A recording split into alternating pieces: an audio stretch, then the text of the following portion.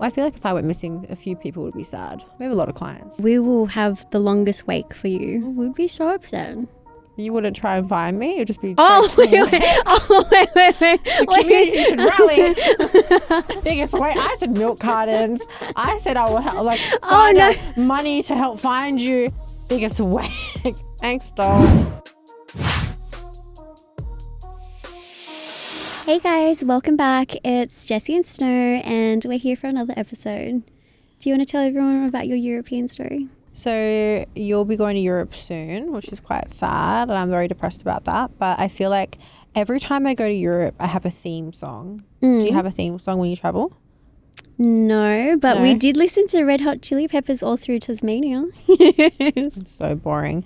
So I don't know why I'm paranoid. I feel like I get scared of everything. I think the worst. I think of the worst, so if anything happens, and it's not the worst thing that happened. I think that's why we balance each other out, because I'm so happy-go-lucky. And I'm like, probably going to die. So every time because I've been to Europe, I think twice now, and every time I would go to Europe, I had this theme song, and you would have heard this song, and I think about when I'm traveling, like, what's the worst case scenario? And because as women, if you're traveling alone or with other women, you can get yourself into some sticky little situations. And I've been in quite a few. And I've always said to my sister, like, what the worst thing that's going to happen, and if we feel unsafe, we'll start singing the theme song. Like, if something's wrong, we'll start singing it. Yeah. And I think, picture you've been taken and you wake up. So remember how we were talking in the other episode about the Istanbul trip when you guys almost got taken? Yeah, we almost got taken. Did you sing that theme song? Well, basically. And the theme song is so think about yourself tied up like a rotisserie chicken, arms up like this and legs spread, naked, yeah? And this song is playing and you're walking in.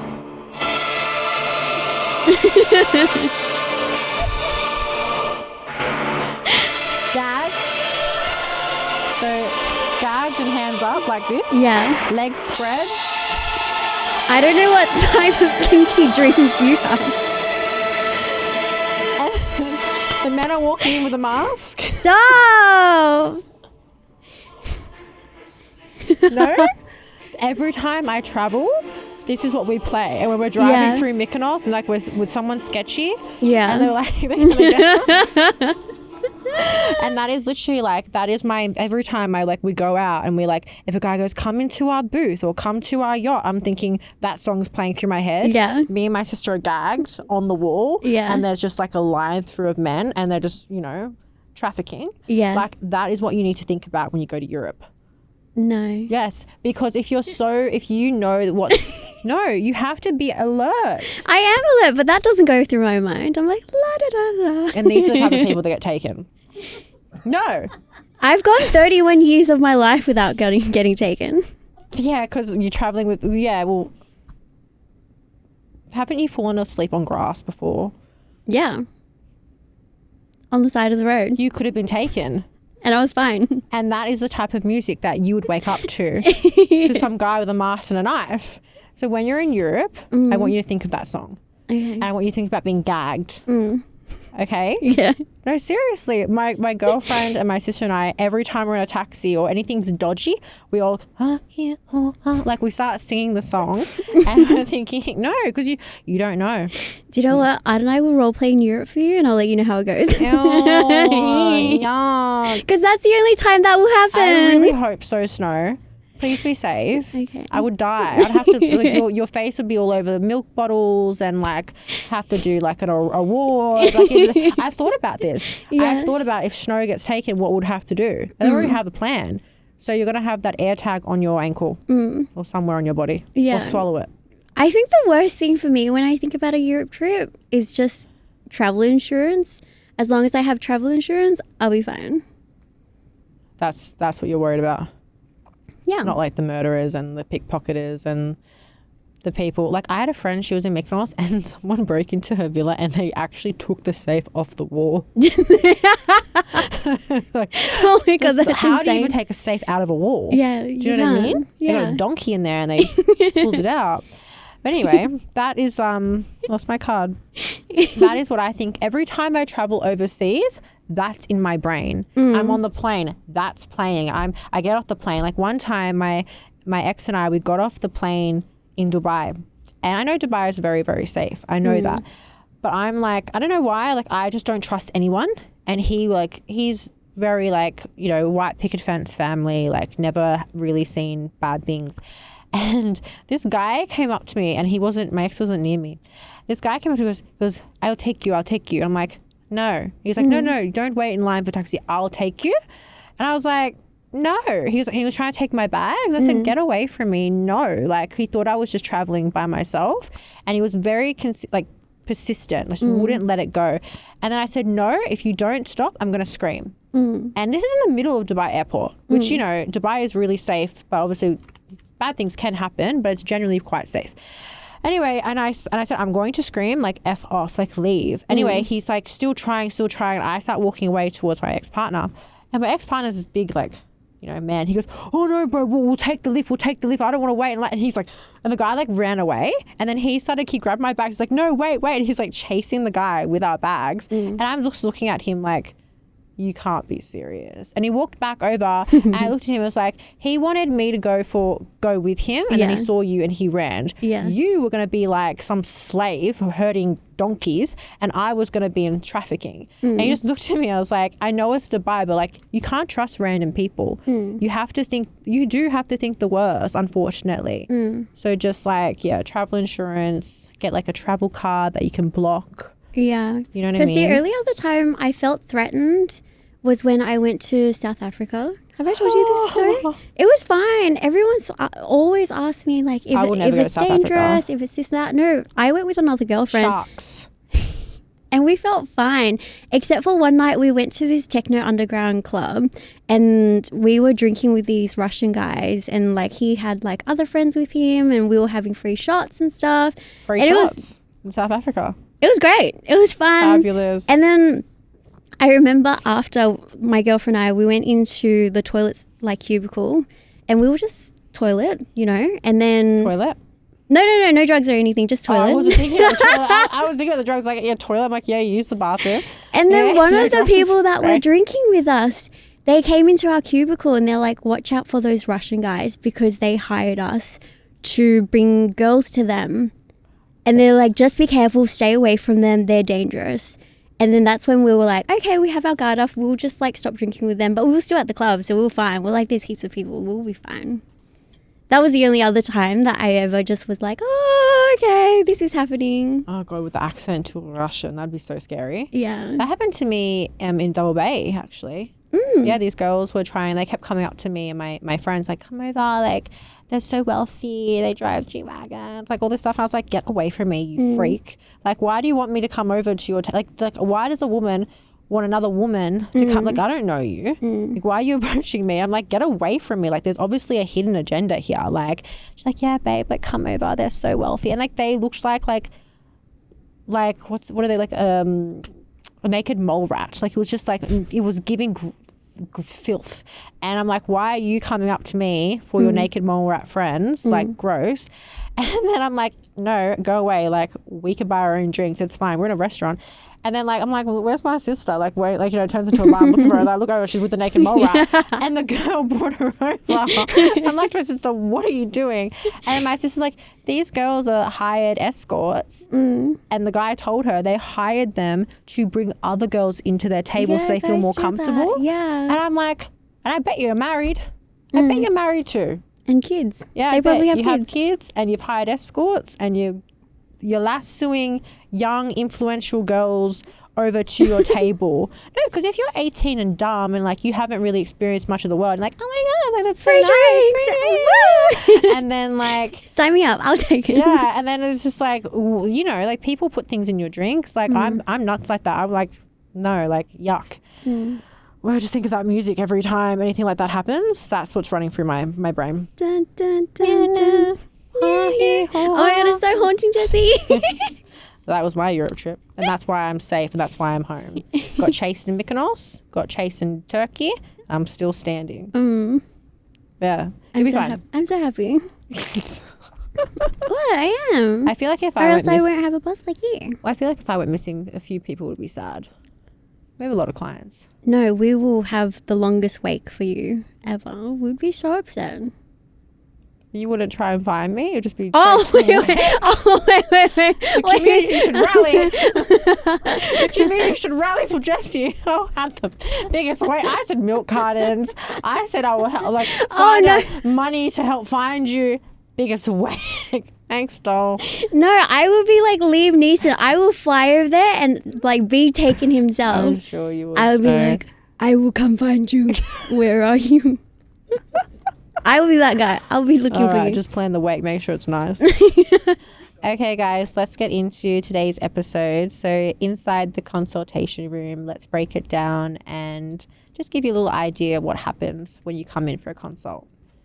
So in consultation rooms, people think that treatments themselves is the most important factor in the treatments. But actually, I actually think that consultations is the main part of the consultation. Creating a treatment plan, getting to know the client, understanding their expectations, just getting a feel client for nurse, because at the end of the day, they might not like you or you might not like them. Like you might not click, and that's never really happened. I think I've had one person that in my time of injecting where like we weren't getting each other. Like, do you know what I mean? She just wasn't understanding the education, the expectations were too high. Like I had one guy ask me to make him look like Bella Hadid with 1 ml syringe, and he was like 6'7". Like, sorry. Yeah, but you know what? It was funny. It was, and I just said, listen, I just reset it. It's like, all right, I understand your expectations. Let's take it back, and then it was fine. So like, I feel like expectations is a massive factor in consultating, and also education. It takes the average middle-aged woman 10 years just to get into a consult room. And that stat was like 4 or 5 years ago now. So it's probably changed since then. But when I was like, you know, doing some further education, that was like the stat for that type of middle-aged women. Listening is also another big factor of consultations. Yep. There was a Harvard Health study that said that 80% of patient satisfaction comes from listening. Oh. Just... We do. When I sit down in that chair, I'm a therapist. I shouldn't be. Yeah. But I hear everything. I know all the bits and pieces to their life, and I love it, and they know mine, which is probably why I have such a good relationship with all my clients, you know?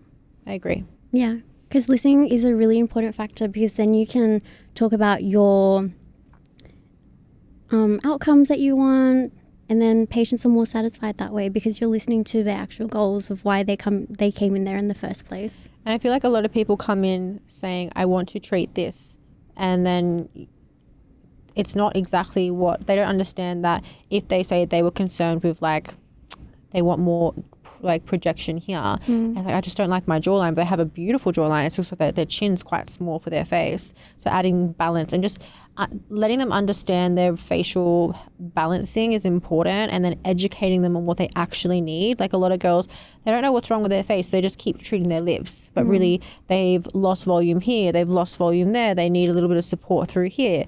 Stop treating your lips, treat the other supporting factors around your face, you know what I mean? So that's where the consultation comes into play. Like it's important. You don't have to receive treatment on the day, but I think sitting down and consulting with your nurse or your doctor is the first step, and then creating a treatment plan, and then kind of starting slowly. Like obviously these treatments, you need to do quite a few in your life. Like it's like servicing your car. Like every 6 to 8 months, your car gets a service, or you go to the dentist or whatever. So it's not like a one visit fix everything. You need to come a few times over like maybe twice a year, I would say, depending on the person and how early you start. If you start in your 20s, 30s, you wouldn't need as many visits as, say, someone in their like later on in life, their 40s, 50s, 60s. I have a client that's in their 80s. She looks amazing. That's because she's kept up with her treatments, which initially started off with a consultation. Yeah, I like that. Building treatment plans as well is really, really important. And also being able to say no. as well. So someone coming in with an expectations to get a particular treatment, but we don't think it's right for them or we don't think it's safe for them. I think as an injector, saying no is also a really important factor as well. And everyone's perception of beauty is different. You know, some people like skinny, some people like curvy, some people like smaller breasts, some people like bigger breasts. My perception of beauty is different to yours. So I'm not creating an army of patients that all look the same. This is my standard of beauty. Like everyone's different, or culturally everything. So I think the most important thing about a consultation is asking the client, what's your concern? Because I have a lot of young people, especially like in their like 18, 19, come in, they've seen an injector and they've come in crying because they've made them feel ugly. Yeah, because they just tear them apart. And I'm like, I'm so confused. What did you initially go in there for? And I had one client, she went to an injector for just $500,000 in her lips, and she ended up leaving with like 8 mils in her face. And this was like 6 months before her wedding. Yeah. She was bawling her eyes out, crying. And I said, what did you initially go in there for? She's like, $500,000 my lips. I'm like, have you ever received facial filler anywhere before? Like, she's never done anything really than her lips, and she didn't need to do anything. I just looked at her, I was like, go back, get them to dissolve it, because I'll have to charge you. Maybe they'll do it for cheaper, I don't know, maybe for free, I don't know, because she looked like it wasn't her. Completely changed her face, and not in a good way. Yeah, that's insane. Yeah. Because like, let's just say someone came in and they were only wanting like a little adjustment to their features, you know what I mean? Because it's not all about changing what you look like. It's all about enhancements. Yeah. And when you come in for like a small concern or a small particular thing, but then they try to upsell you and sell you with all these things. It's sad. Clients aren't going to be satisfied. They're going to walk out like way more unhappier than when they walked in. Yeah. Because one, like they spent all this money and they didn't get what they wanted to come in for originally. I agree. I never ever pick anything out. Even if I see something that I know would look better, I would let them say, this is my concerns. And then if they say, do you have any other recommendations? I will give them a mirror and I will just show them with the pencil, like, listen, here could use a little bit more volume if you feel like it's necessary. If you're happy with it, it's fine. Same. Do you know what I mean? Because I don't want to highlight something that they're not insecure about. You know what I mean? Don't create insecurities. Exactly. Or a complex. Like, it's crazy. Like, I'm getting 19, 20-year-old girls coming crying because someone's ripped them apart. And I said to them, like, you need to remember this is a business at the end of the day, and some people don't practice ethically. Do you know what I mean? And they're just trying to get into your pocket. So by creating an insecurity that they can fix, money. Yeah. I'm like, are you seriously getting upset over what that person said to you? Like, it's like high school bullying. Just, it's. So you need to make sure you see an ethical practitioner and truly know what you want. And like, we can have a conversation, and if you ask me, what do you think I could improve on?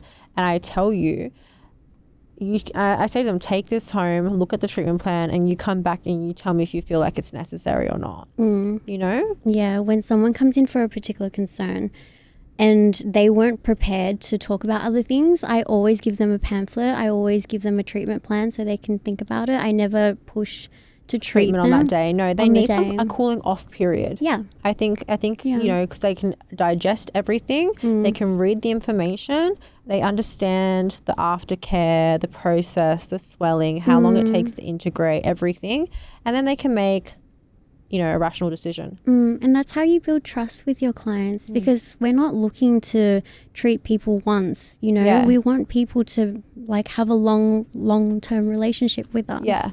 Exactly. Less is more, and just little tweaks just to keep you looking nice and fresh. Nothing too much, nothing overly enhanced. Just, yeah. I think that's like our practice anyway. And then also going through their medical history like thoroughly as well, because we need to know that it's like safe for them to get a particular treatment also. Yeah. Because I had a client that came in. Tell me. I think about a month or 2 months ago, and she came in pushing a pram, and I had only treated her with wrinkle treatments just 6 months ago. Yeah. And I'm like, what? Where did this baby come from? Because I only treated you 6 months ago.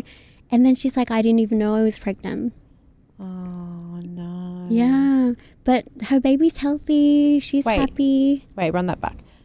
You treated her 6 months ago and then she walked in with a pram. With a pram. How pregnant was she?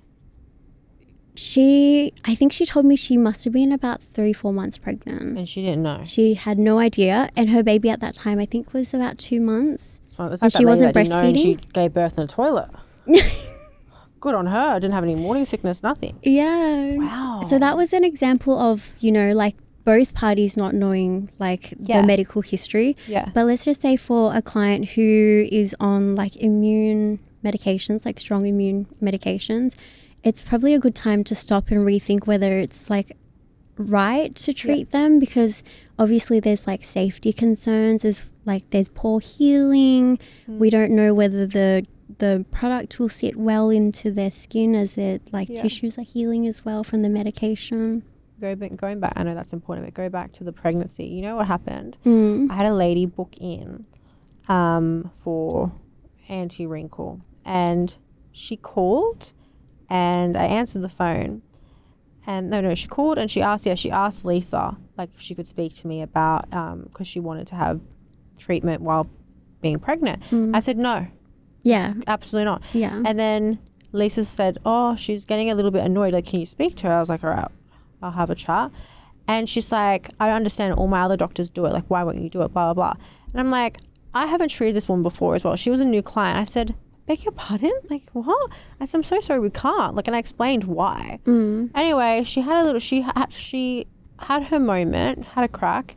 And then a few days later, I treated this new patient. Everything was fine, ran through the script, called the doctor, did everything, did some treatment. And then she walked past like a month or two later with a big belly. And I looked at her and she went like this. Stop. And I was like, I mean, it was you. I mean, you don't know, so that's but not on you. Her. It was her. She was the girl on the phone that had a crack. Yeah. She was having, because she was fighting with me. I said, I'm so sorry. Like, if your doctor normally injects you, that's fine. That's on you. That's on him. Because that's your decision. He can do that. My doctor won't prescribe and I don't feel comfortable. Yeah. And then she walked past and she was like, stop it. And like, it's like she was like, haha. I couldn't believe it. Because there's no research, there's no literature on how the product could affect your baby, because we don't know, because it absorbs in your body systemically. So we don't know how it affects your baby. And they can't do clinical trials because they're not going to on like 100 pregnant women. And what mother would want that? You know what I mean? To put any risk or harm for their baby. To be honest, like I have a few friends that do receive it during some of their pregnancies, and their kids are perfectly fine. Yeah.